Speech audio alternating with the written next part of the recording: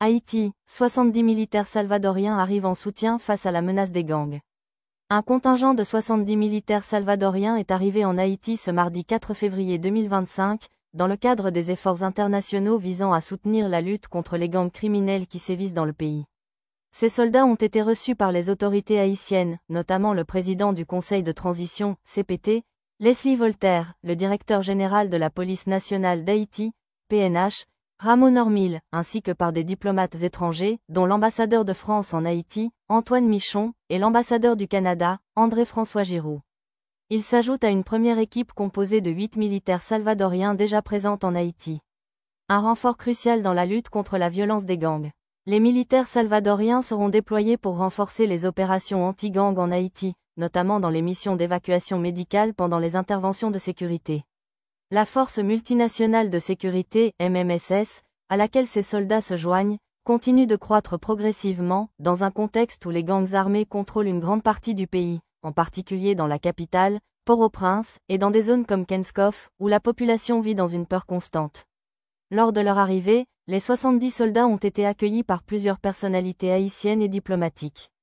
Le président Leslie Voltaire, accompagné du commandant en chef de la MMSS, Godfrey Oting, et du directeur général de la PNH, Ramon Ormil, a exprimé ses remerciements au gouvernement salvadorien pour ce renfort. Les ambassadeurs français et canadiens, Antoine Michon et André-François Giroux, étaient également présents pour marquer l'importance de cette collaboration internationale. Dans son discours de bienvenue, le président du CPT, Leslie Voltaire, a salué l'engagement du gouvernement salvadorien pour soutenir Haïti dans ses efforts de pacification. Il a souligné que l'arrivée de ces soldats permettrait de renforcer la présence de la MMSS et d'apporter une aide précieuse aux autorités locales dans leur combat contre les gangs. Nous apprécions grandement l'effort du Salvador pour contribuer à la sécurité et à la stabilité d'Haïti, a déclaré M. Voltaire. Les gangs armés continuent de semer la terreur en Haïti, contrôlant de vastes zones du pays et multipliant les attaques. Les autorités haïtiennes, avec l'aide de la communauté internationale, tentent de reprendre le contrôle de ces régions, mais la situation reste extrêmement complexe. L'arrivée de ce contingent salvadorien est un nouveau signe de solidarité internationale dans la lutte pour la sécurité et la paix en Haïti.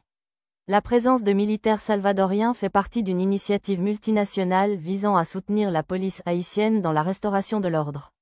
Alors que les gangs continuent de contrôler des quartiers entiers, la coopération internationale reste essentielle pour apporter des solutions durables à la crise sécuritaire qui frappe Haïti. Les renforts militaires étrangers, notamment de pays comme le Salvador, le Kenya et le Canada, contribuent à soutenir les autorités haïtiennes dans la lutte contre l'insécurité. L'arrivée de ces 70 militaires salvadoriens en Haïti est un développement majeur dans les efforts de stabilisation du pays. Leur rôle dans les opérations anti-gang et l'évacuation médicale est crucial pour soutenir les autorités haïtiennes et protéger les civils des violences croissantes. Cette action démontre également l'importance de la solidarité internationale dans la résolution des crises de sécurité.